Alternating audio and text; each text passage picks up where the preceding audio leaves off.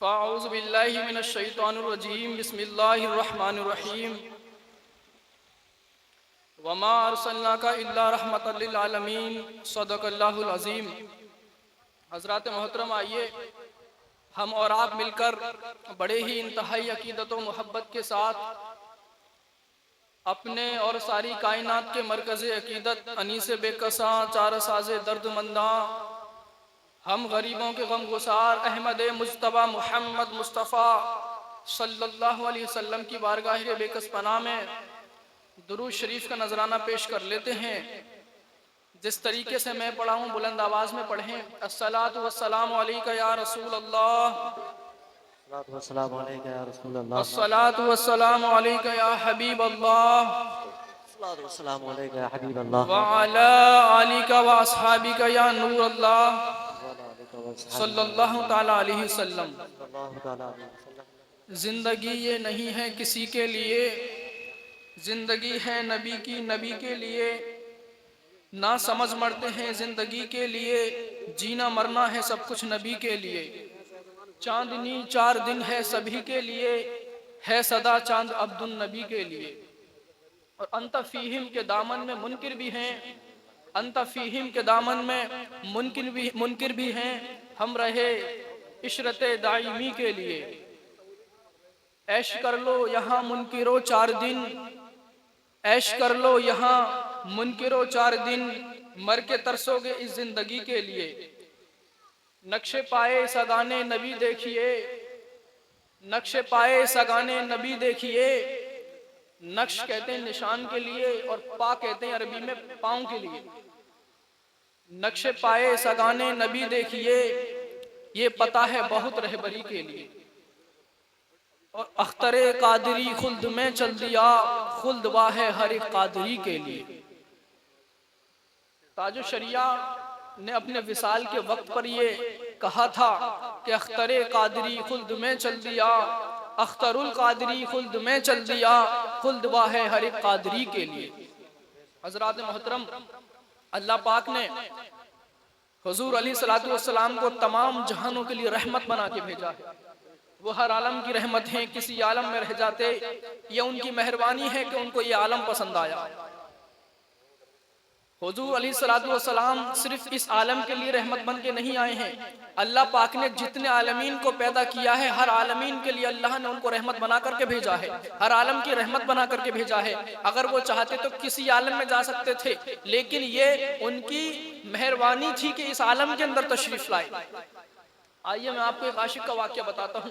एक बच्चा है, यहूदी है, उसके वालिदैन भी यहूदी हैं, वो खुद भी यहूदी है। वो बकरी चराने के लिए घर से निकलता है और एक दिन जो है धोखे से हुजूर अलैहिस्सलातु वस्सलाम के चेहरे वद्दुहा पर, चेहरे अनवर पे उसकी नज़र पड़ जाती है। और जब चेहरे अनवर पे उसकी नज़र पड़ती है तो नज़र पड़ने की बरकत से वो हुजूर का आशिक हो जाता है, हुजूर से इश्क करने लगता है, हुजूर से मोहब्बत करने लगता है। वो अपने घर से सामान खरीदने के बहाने निकलता था, हुजूर का चेहरा तकता था। वो अपने घर से बकरियां चराने के बहाने निकलता था, हुजूर के चेहरे वद्दुहा की जियारत किया करता था, आपके घुंघराले वालों को देखा करता था। एक दिन उसके वालिद को खबर हुई कि मेरा बच्चा मुसलमानों के गुरु से मोहब्बत करता है, उस जादूगर से मोहब्बत करता है जिसे मोहम्मद अरबी कहते हैं। तो उसने उस पर कैद लगा दी और घर से न निकलने दिया। एक वक्त यह आया कि वो बीमार हो गया और उसका आखिरी दिन गोया कि वो आ गया। तो उसने कहा अपने वालिद से कि वालिद साहब, आप मेरी एक ख्वाहिश तमन्ना पूरी करेंगे? एक मेरी ख्वाहिश है, एक मेरी आरजू है, एक मेरी तमन्ना है, क्या आप मेरी तमन्ना पूरी कर सकते हैं? क्या आप मेरी ख्वाहिश पूरी कर सकते हैं?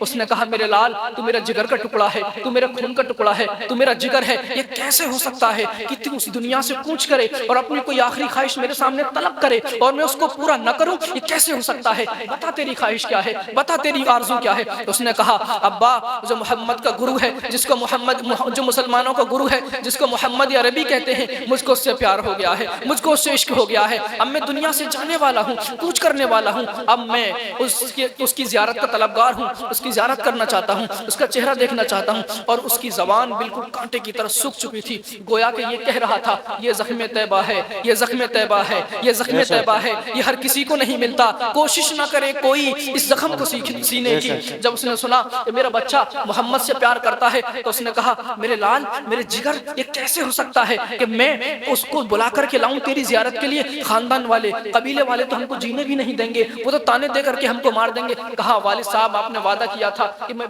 तेरी ख्वाहिश को, तेरी आरजू को, तेरी तमन्ना को पूरा करूंगा, अब पूरा कीजिए। लेकिन वही बात थी, कहावत है ना, मरता क्या ना करता। उसने कहा ठीक है मैं जाता हूँ। वो मोहम्मद अरबी की बारगाह में पहुंचा और जाकर के कहने लगा, या रसूल अल्लाह, मेरा एक बच्चा है, दुनिया से जाने वाला है, मेरा आखिरी वारिस है, लेकिन वो आपसे मोहब्बत करता है, आपसे प्यार करता है, जो दुनिया से जाने वाला है और आपका चेहरा देखने का तलबगार है, आपकी ज़ियारत करना चाहता है। हुजूर अलैहिस्सलातु वस्सलाम ने एक यहूदी के आने पर मना न किया, कहा सहाबा उठो, एक काफिर है लेकिन मुझसे प्यार करता है, चलो उसके घर का रुख करते हैं। हुजूर अलैहिस्सलातु वस्सलाम आनन फानन में उसके घर पहुंचते हैं। वो बच्चा इंतजार मुहम्मदी में अपनी आंखें बंद कर चुका था। तो उसके बाप ने धीरे से जाकर के उसके कान में कहा, मेरे बेटे, मेरे लाल, तेरा प्यार आ गया है, मोहम्मद अरबी आ चुके हैं, तेरा इश्क आ चुका है। जब उसने सुना तो फौरन आंखों को खोला और सामने चेहरे वद्दुहा को पाया और रोकर गिरियाज़ारी करने लगा। कहा या रसूल अल्लाह, मेरे पास कोई नमाज नहीं है, मेरे पास कोई हज नहीं है, मेरे पास कोई ज़कात नहीं है, मेरे पास कोई रोज़ा नहीं है, अब मैं दुखूल जन्नत के लिए क्या कर सकता हूँ? हुजूर अलैहिस्सलातु वस्सलाम ने कहा कि तू कलमा पढ़, मैं जमानत देता हूँ, कब्र से लेकर के दुखूल जन्नत तक मैं तुझको जमानत देता हूँ। उसने कहा ठीक है या रसूल अल्लाह, मैं कब्र से लेकर के दुखूल जन्नत तक आपकी जमानत पे कलमा पढ़ता हूँ। उसने कलमा पढ़ा, फौरन उसकी रूह कब्ज हो जाती है। अब जब उसकी रूह कब्ज हुई तो हुजूर अलैहिस्सलातु वस्सलाम ने कहा साहबा से, इसके वालिद से पूछो चाहता क्या है। वालिद तो इसका काफिर है, वालिद तो यहूदी है, अब ये मोमिन हो चुका है, ये मुसलमान हो चुका है, अब बताओ इसका वालिद क्या चाहता है? इसकी तदफीन मुसलमानों के तरीके से करना चाहता है या यहूदियों के तरीके से करना चाहता है? उसके वालिद ने कहा चूंकि मैं यहूदी हूँ और ये मोमिन हो चुका है, ये मुसलमान हो चुका है, अब आप इसको अपने साथ ले जाइए। तो हुजूर अलैहिस्सलातु वस्सलाम ने तारीखी जुमला फरमाया था, कहा इस क्या कहा था हुजूर अलैहिस्सलातु वस्सलाम ने, जो उनसे इश्क कर लेता है, जो उनसे प्यार कर लेता है, जो उनसे मोहब्बत कर लेता है, फिर उसको क्या मकामात दिए जाते हैं, उसको क्या दर्जे दिया जाता है। हुजूर अलैहिस्सलातु वस्सलाम ने फरमाया, इस आशिक का, मुझ मोहम्मद के आशिक का जनाजा मेरे घर से उठे, मेरे घर से उठेगा, उसको घर ले जाया गया। रश होता है ऐसे जनाजों पर जो मेरे नबी के घर से उठे। उसको घर ले गए और कहा अबू बकर उमर तुम इसकी तदफीन का इंतजाम करोगे।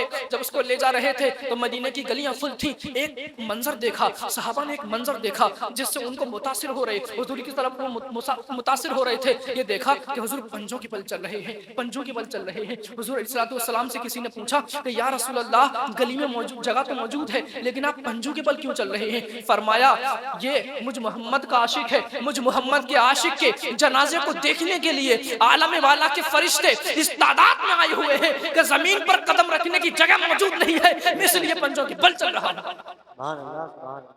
ये हुजूर के आशिक हैं, ये मकाम और मर्तबा मिलता है। जब उसको कब्र में रख दिया गया तो हुजूर अलैहिस्सलातु वस्सलाम भी उसकी कब्र में उतरे। क्या जनाजा है, क्या जनाजा है, ये क्या जनाजे हुआ करते हैं जिनकी कब्र में हुजूर खुद उतरे। एक और एक सहाबी है जिनका नाम है अब्दुल्ला, जिनका नाम है अब्दुल्ला। अब्दुल्ला नाम के दर्जनों सहाबा तो मेरी नजरों से गुजर चुके हैं, बहुत नाम के सहाबा हैं अब्दुल्ला जिनका नाम है। एक नाम थे अब्दुल्ला, वो जवान थे और उनके वालिद फौत हो चुके थे, उनके वालिद का इंतकाल हो चुका था। अब वो जो है अपने चाचा की सरपरस्ती में अपनी जिंदगी गुजारा करते थे, चाचा की सरपरस्ती में अपनी जिंदगी गुजर किया करते थे। अब वो जो है हुजूर अलैहिस्सलातु वस्सलाम को देख करके उन पर ईमान ला चुके थे, वो मोमिन हो चुके थे। जब उनके मुसलमान होने की खबर, जब उनके मोमिन होने की खबर उनके चाचा को लगी तो उनके चाचा ने उनको बहुत मारा और कहा कि मोहम्मद अरबी का दीन छोड़ दे, मैं तुमको जभी बख्श सकता हूँ, मोहम्मद अरबी का दीन छोड़ दे, जो दामन तूने अपने हाथ में मोहम्मद का पकड़ा है ना उसको छोड़ दे। उसने कहा मेरे चाचा तू मार मार के मेरी जान तो ले सकता है लेकिन मैं मोहम्मद अरबी का दीन नहीं छोड़ सकता। उसने दीन नहीं छोड़ा और अपने चाचा की सरपरस्ती में गुजर बसर करते रहे। और जो है उसके चाचा ने भी एक वक्त ऐसा आया कि कहना बंद कर दिया, मारना बंद कर दिया कि अब ये अब्दुल्ला नहीं मानेगा। वो अपनी वालिदा के पास जाते थे और कहते थे अम्मी मुझे मोहम्मद अरबी की याद आती है, मुझे अपने आका की याद आती है, मैं उनका चेहरा देखना चाहता हूँ, मैं उनकी ज़ियारत के लिए जाना चाहता हूँ। उनकी वालिदा ने कहा मेरे बच्चे तुझे मालूम है तेरा चाचा कितना जालिम है, उसने तुझ पे कितना जुल्म किया है। जब वो सुनेगा कि तू उनको देखने जाता है, देखना जाना चाह रहा है तो वो तुझे और मारेगा और मारेगा। उन्होंने अगले दिन फिर अपनी अम्मी से कहा, उसके अगले दिन फिर कहा, रोज कहते रहे। एक दिन सुबह सुबह आए, कहा अम्मी अपने आका की याद आती है, मोहम्मद रसूलुल्लाह की याद आती है, मुस्तफा जाने रहमत की याद आती है, अब मैं जाना चाहता हूँ। कहा अपने चाचा से इजाजत ले ले, अगर तेरा चाचा इजाजत दे दे तो मेरी तरफ से भी इजाजत है। वो अपने चाचा के पास पहुंचे, कहा चाचा मैं हुजूर अलैहिस्सलातु वस्सलाम को देखने के लिए जाना चाहता हूँ। कहा कि उससे मिलने जाएगा तू? माज़अल्लाह। कहा उससे मिलने जाएगा, ठीक है अगर जाना चाहता है, एक शर्त है, तू मेरे घर में रह रहा है, जब तू मिलकर वापस आएगा तो मेरे घर में तुझको जगह नहीं मिलेगी, मैं निकाल दूंगा तुझे। कहा कि मुझे मंजूर है। कहा ये मंजूर है कि जो तेरे पास रकम है, पैसे हैं, वो मेरी कमाई के हैं, वो भी तुझे देने पड़ेंगे। कहा मैं ये भी देना चाहता हूँ, मैं ये भी दे दूंगा। कहा कि यही बस नहीं हुआ, कहा कि जो तेरे जिस्म के ऊपर कपड़े मौजूद हैं तुझे कपड़े भी देने पड़ेंगे। उसने कहा वल्लाह अगर मुझे अपने कपड़े देने से हुजूर की जियारत हो सकती है तो ये ले पकड़ अपने कपड़े और मैं चला। वो बंदा जो है, वो आशिक जो है, आनंद फानन में हुजूर के घर का रुख करता है और रास्ते मुझको ख्याल आता है। कहा अब्दुल्ला तूने अपना घर छोड़ा, अपना माँ छोड़ी, अपना चचा छोड़ा, जिससे मिलने के लिए तू जा रहा है, अगर उसने तुझे ना पहचाना, हर एक पर साकी की नजर हो ये जरूरी है, मगर हर एक पर साकी की नजर हो ये जरूरी है, मगर हर एक पर साकी की नजर हो ये जरूरी तो नहीं। लेकिन कहा ना पहचाने तो ना पहचाने, चल दिए और पहुंचे तो रात हो गई। कहा अब्दुल्ला रात हो चुकी है, अब कहाँ रुकेगा तू? कहा ख्याल आया यार मस्जिद है वहां, तो मस्जिद नबी आबाद है, वहां पर गए, रात हो रही थी, मस्जिद नबी में पहुंचे तो जाकर के जब पहला कदम रखा तो वहां पर हजरत बिलाल मौजूद थे और जाकर के उन्होंने पहला जुमला ये कहा तेरा नाम अब्दुल्ला, तू अब्दुल्ला है। उस वक्त में ना फोन था, न टेलीविजन था, न तार था, न लेटर, न चिट्ठी, कुछ नहीं था। तेरा नाम अब्दुल्ला है।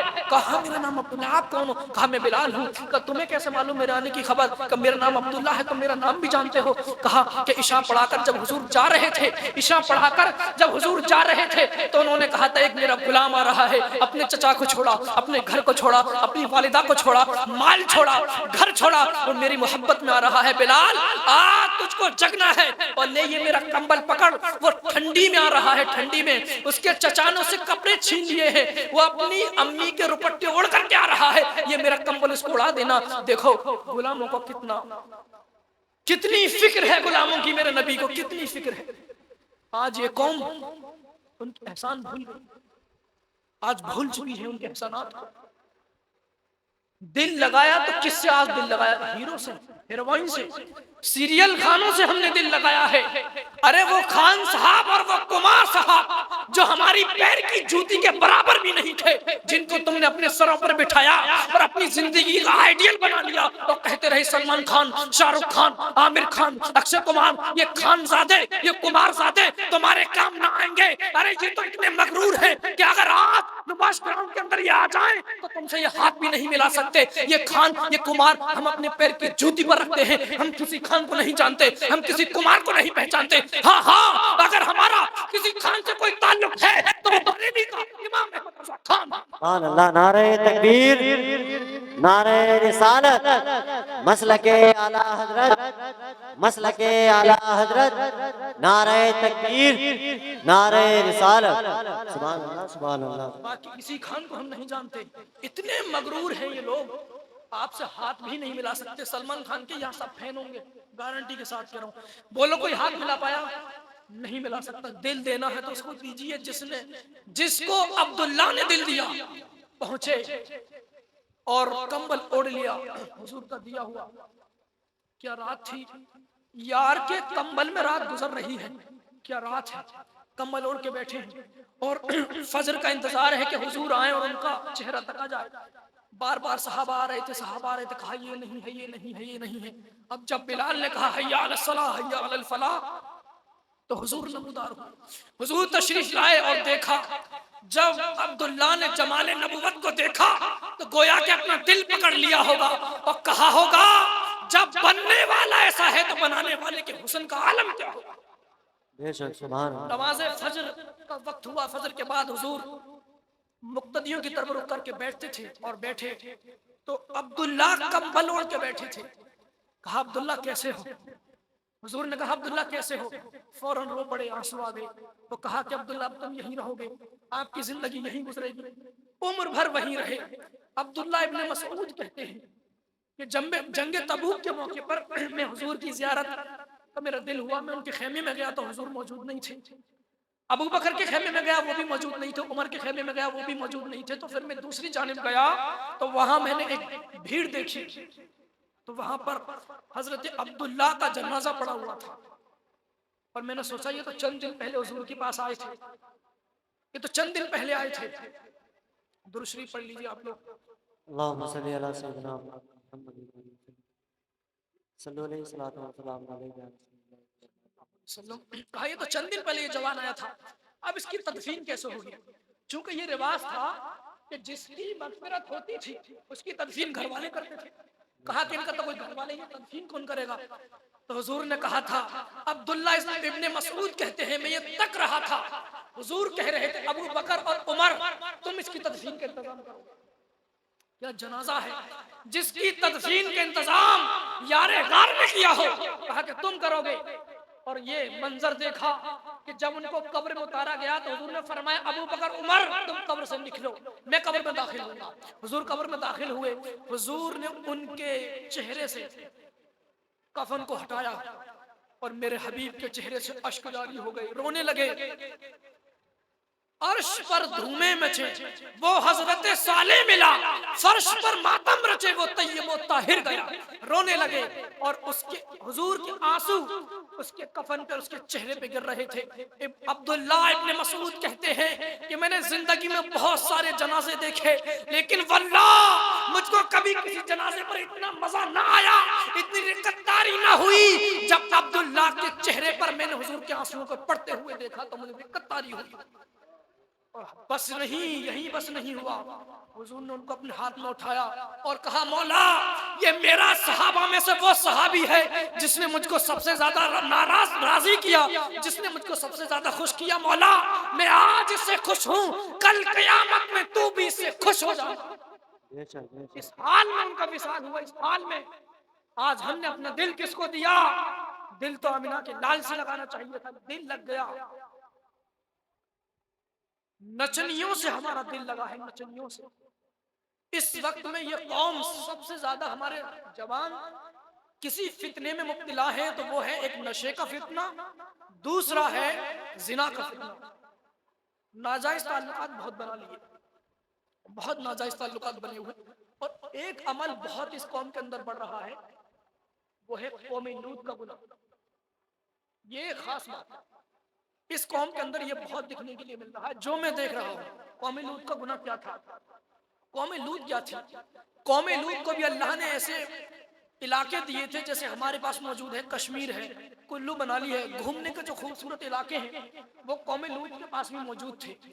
लेकिन कौमी लूट का कहना नहीं मानती थी, वो अय्याशी करती थी, अय्यारी करती थी और लूट का कहना नहीं मानती थी। और 4 गुनाह उनके अंदर कसरत से पाए जाते थे। पहला तो जिनसी गुनाह था कि लड़का लड़के के साथ बदफेली किया करता था, ये शैतान ने उनके अंदर दाखिल किया। लड़कियां लड़कियों के साथ बदफेली किया करती थी, यानी कि लड़कों को लड़कों के अंदर इंटरेस्ट था और लड़कियों को लड़कियों के अंदर था। दूसरा गुनाह था कि वो तालियां जोर से बजाते थे। और तीसरा गुनाह था कि सीटी बजाते थे वो जोर से। और चौथा गुनाह ये था कि वो जब अपने पेट की रिया खारिज करते थे तो जोर से करते थे और हंसते थे। और आज ये 4 गुनाह इस कौम के अंदर मौजूद है। आज ये 4 गुनाह ये हमारी कौम कर रही है। वल्लाह अगर प्यार है तो छोड़ देना इन गुनाहों को। कौमे लूत पर पत्थरों की बारिश हुई, जब अल्लाह ने कह दिया कि लूत ये तुम्हारा कहना नहीं मानते तो इनको ऐलान कर दो कि अब ये अल्लाह के अजाब पे इंतजार करें, इन पर अब अजाब आने वाला है। तो लूत अलैहिस्सलाम ने ऐलान किया और ऐलान करके बस्ती से निकल गए। जब कौमे लूत ने देखा कि पैगंबर ने हमको ऐलान किया और ऐलान करने के बाद बस्ती से निकल गए और अब अजाब आना हम पर ये तय हो गया है कि अजाब आएगा, तो अब वो इकट्ठा हुए और दुआ करने लगे। जब उनके बदन जो है गर्मी से झुलस रहे थे, धूप से झुलस रहे थे, बारिश उनके ऊपर से बंद कर दी गई थी, तो वो जो है जमा हुए और बारिश के लिए दुआ करने लगे। तो एक आसमान का काला टुकड़ा उनके ऊपर आया और उसमें से ठंडी ठंडी हवाएं आने लगी, तो उन्होंने एक दूसरे को आवाज दे करके वो बिलाते थे और कहते थे, देखो लूत तो हमको खामखा डराता है, हम जो करते हैं अल्लाह इससे नाराज नहीं है, अगर अल्लाह हमसे नाराज होता तो हमारे दुआ पर ये आसमान का टुकड़ा ना आता। और उस आसमान के टुकड़े में से ठंडी ठंडी हवाएं आने लगी और उनको इंतजार था आंधी, उनको इंतजार था बारिश का, उनको इंतजार था पानी बरसने का, लेकिन जैसे ही उनको इंतजार था पानी बरसने का तो आसमान से, उसी आसमान के टुकड़े में से पत्थर की बारिश होने लगी, पत्थरों की बरसात हुई और हर पत्थर पर मुजरिम का नाम लिखा हुआ था। पत्थर सर से जाता और जिस्म के अंदर होकर के जिस्म को चीरता हुआ पाखाने के थ्रू, पाखाने के मकाम से बाहर हो जाता था। इस तरीके से उनको तबाह किया गया, इस तरीके से उनको बर्बाद किया गया था। और जिब्रील अलैहिस्सलाम ने उस पूरी कौम को अपने पर उठाया और इतना ऊपर ले गए कि आसमान के फरिश्तों ने उनके कुत्तों की भौंकने की आवाज को सुना और फिर से अपने परों को पलट दिया, गोया कि उनकी बस्ती को फिर से ऊपर से पलट दिया गया था। तो इस तरीके से कौम लूत को अजाब में मुब्तला किया गया था। जो लोग आज लड़कों के साथ लड़के बदफेली कर रहे हैं, वो जब मरेंगे लूती, जब मरेंगे अपने कब्र में जब लूटी जाएंगे तो एक रात में उनको कब्र के अंदर नहीं रखा जाएगा। कुछ फरिश्ते हैं जिनकी चोंच परिंदों जैसी, जिनकी शक्ल है परिंदों जैसी, परिंदों की चोंच जैसे फरिश्ते हैं, वो उस लूती को कब्र में से उठाते हैं और वहां ले जाकर के फेंक देते हैं जहां कौम लूत पर अजाब हो रहा है। जहां पर कौम लूत पर अजाब हो रहा है वहां उन लोगों को डाल दिया जाता है। तो क्या हम बर्दाश्त कर सकते हैं? कब्र की पहली रात हमसे बर्दाश्त नहीं होगी, लेकिन जब पहली रात नहीं कौम लूत के साथ हमको डाल दिया जाएगा, मिला दिया जाएगा, तो बताओ हम कैसे बर्दाश्त करेंगे? कौम यूनुस ये भी बहुत गुनाह करती थी। चूंकि उन्वान है हुजूर अलैहिस्सलातु वस्सलाम का इश्क बयान करना। इश्क कब पैदा होगा? इश्क जवानों के अंदर कब पैदा होगा? जब हमारे जवान गुनाहों को तर्क करेंगे, जब छोड़ेंगे। आप लोग सब आशिक हैं, सब अहले सुन्नत वल जमात के मानने वाले हैं। अभी यहाँ नदीम अंसारी साहब बैठे थे, वो चले गए बेचारे। मैं चाहता था कि वो मौजूद रहे तकरीर के वक्त, न जाने क्यों चले गए। वो भी टनाटन है, टीटीएस है, उनके घर भी एक बार मैं तकरीर करने के लिए आया था और सैयद दानिश मियां अशरफी की चौसा शरीफ से हाशमिया के खलेरे भाई आए थे। उस वक्त में फर्स्ट मुकर्रिन में था वहां पे, तो अभी चले गए। उनके वालिद साहब और भाई भी यहाँ बैठे, मैं इनको पहचानता हूँ। तो आप लोग अहले सुन्नत वल जमात के मानने वाले हैं, अगर नदीम अंसारी साहब आवाज सुन रहे हैं तो वो आ जाए।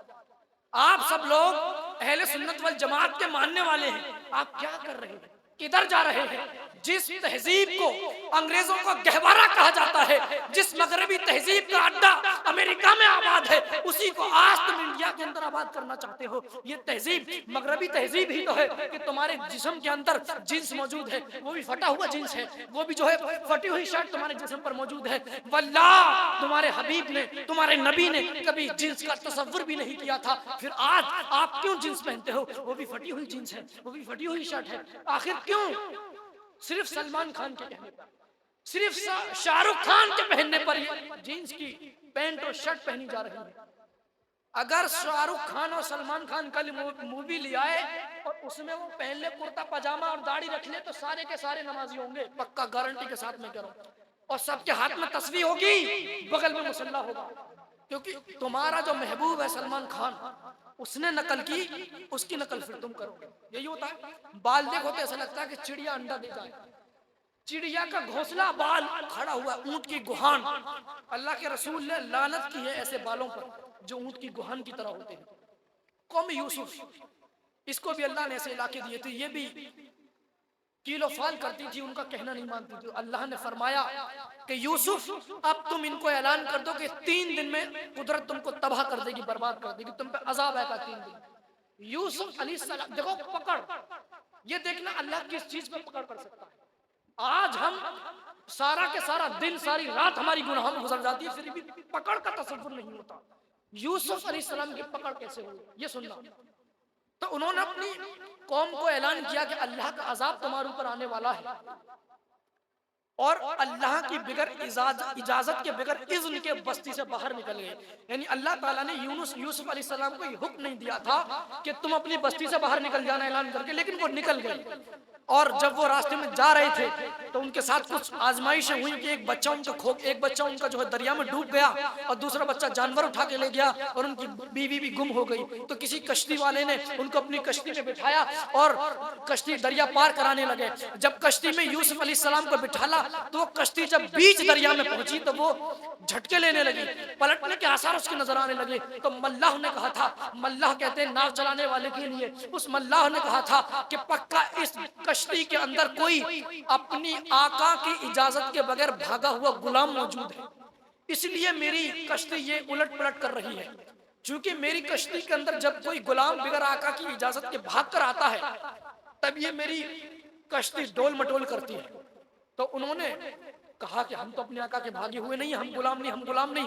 फिर क्या कहा कि उन्होंने एक तरीके से आपके समझाने के तो टॉक्स किया तो तीनों बार हजरत यूनुस अलैहिस्सलाम का ही नाम आया। तो यूनुस अलैहिस्सलाम ने कहा हाँ वल्लाह मैं ही वो शख्स हूं जो अपने अल्लाह की इजाजत के बगैर अपनी बस्ती से निकल आया। और फौरन वो उस कश्ती से कूद गए, दरिया में कूद गए। और जब दरिया में कूदे तो अल्लाह ने हुक्म दिया मछली मेरे पैगंबर को अपने अंदर ले ली। मछली ने अपने अंदर उनको लिया। अब यहाँ से आपको दो बातें समझ आएंगी, एक तो अल्लाह की पकड़ और एक ये भी बात बता दूं जो लोग ये कहते हैं कि नबी के वालिदैन काफिर हैं माज़अल्लाह, उनको भी यहाँ से जहन में लेना। जब यूनुस अलैहिस्सलाम को मछली के पेट में रखा गया, जब यूनुस अलैहिस्सलाम ने दरिया में छलांग लगा दी और जब यूनुस अलैहिस्सलाम को मछली के पेट के अंदर रखा गया तो मेरे अल्लाह ने फरमाया जिब्रील जा और सारे दरिया पर ऐलान कर दे कि कोई भी मछली इस मछली के बराबर न तैरे और कोई भी मछली नर इस मछली के ऊपर न चढ़े, क्योंकि मेरा पैगंबर यूनुस इस मछली के पेट में है। सारी मछलियां इसका अदब करें और 40 दिन तक के हजरत यूनुस अलैहिस्सलाम उस मछली के पेट में रहे, सिर्फ 40 दिन रहे, सुभान अल्लाह। जब 40 दिन उसके पेट में रहे तो मेरे नबी ने फरमाया अगर जन्नत में कोई मछली जाएगी तो सिर्फ एक मछली जाएगी जिसके पेट में हजरत यूनुस रहे हो। मैं आपसे पूछना चाहता हूँ, अरे मछली नबी की माँ नहीं हो सकती? जब यूनुस जैसा पैगंबर अगर मछली के पेट में सिर्फ 40 दिन रहता है तो वह मछली जन्नत में जाती है। तो जिस आमिना के शिकम में मेरा मुस्तफा 9 महीने पला हो वो आमिना जन्नत में क्यों नहीं जाती? नारे तकबीर, नारे रिसालत, मसलके आला हजरत, मसलके आला हजरत, नारे तकबीर, नारे रिसालत। आखिर गैर मुकल्लिदीन का ये अकीदा है।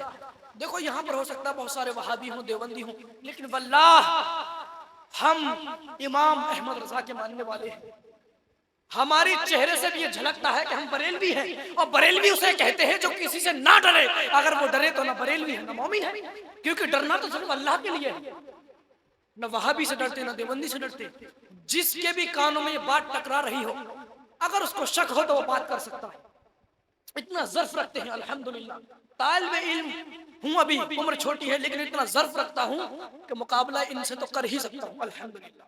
जो बात करना चाहे वो ऐलान प्रोग्राम के बाद कर सकता है। तो यूनुस अलैहिस्सलाम की कौम ने जब उनको मछली के पेट में रखा तो अब वो मछली के पेट से निकले कैसे? उनको ये याद आया कि रुजू करो, अल्लाह की तरफ पलटो और तौबा करो। जब उन्होंने रुजू किया तो अल्लाह ने उनको मछली के पेट से आजादी अता फरमाई। और यूनुस अलैहिस्सलाम की कौम पर भी अजाब नहीं आया। क्यों नहीं आया? कि यूनुस अलैहिस्सलाम की कौम एक जगह जमा हुई और अल्लाह की बारगाह में रो रो करके दुआ करने लगी, रो रो करके तौबा करने लगी, माफी मांगने लगी। तो अल्लाह ने उनको माफ कर दिया और उनको छोड़ दिया। वो अल्लाह की तरफ पलटे, वापस आए तो अल्लाह ने उनको माफ किया। लेकिन हम तो वापस ही नहीं आते। ऐसा कोई गुनाह नहीं जिसका धब्बा हमारे दामन के अंदर मौजूद ना हो। जिना का गुनाह, चुगली का गुनाह, झूठ का गुनाह, दगा, जुल्म, ज्यादती वगैरह हर गुनाह का धब्बा हमारे दामन के अंदर मौजूद है। ऐसा कोई गुनाह नहीं है जिसका धब्बा हमारे दामन के अंदर मौजूद ना हो। और फिर देखें, सिर्फ जुमे की नमाजी है, सिर्फ जुमे के नमाजी, जुमे की 2 रकात पढ़ी और फिर भागने की बहुत पड़ती है। घर से वापस निकल मस्जिद से ऐसे भागते हैं जैसे कैद खाने से भाग रहे हैं। तो खुदा आशिक बनिए।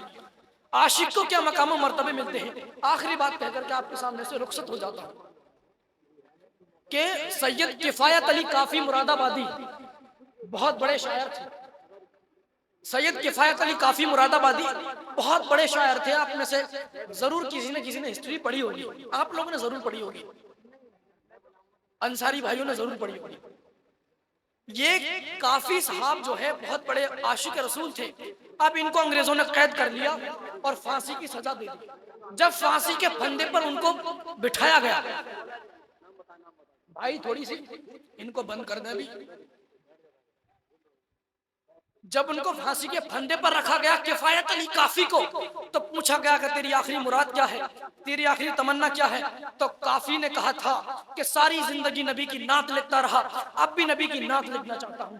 अगर वो चाहते तो कह देते मैं अपने बच्चों से मिलना चाहता हूँ, कह देते अपने मुल्क जाना चाहता हूँ, कह देते कि मुझे है वो है कोरमा खाना है, बिरयानी खानी है, या मुझे सैरो अफरी करनी है, अय्यारी करनी है, कुछ भी कह सकते थे। लेकिन ये मोहम्मद अरबी के आशिक हैं, कहने लगे सारी जिंदगी नात लिखता रहा, लेकिन आखिरी वक्त में भी नात लिखना चाहता हूं। और फिर उनको फंदे से